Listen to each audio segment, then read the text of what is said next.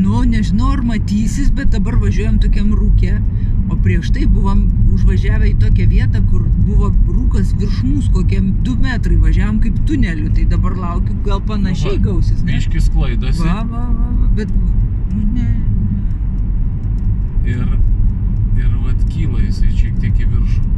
Nežinau, ar matysis, bet taip šiaip įspūdinga. Šiaip tokį vaizdą esam matę, va, panašiai, eiktų kaip išlindom.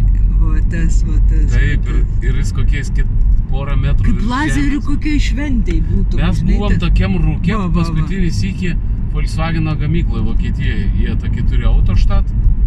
Nu ir valtuoje vėl įvažiuosim. Ir važiuoja į tokį dirbtinį rūką. Nu ir čia va panašiai. Dabar va tokiais sluoksniais kažkokiais. Aha, įdomiai. Dabar po mašiną.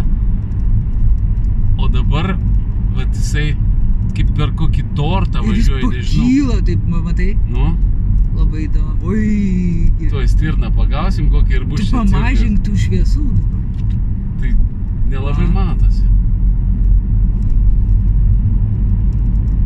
Nu va, ir važiuojam ir Tokiais įdomiai prieš čia. pabaigą rūko jis tada pradeda tokius cirkus daryti, pakyla nuo žemės biškį virš.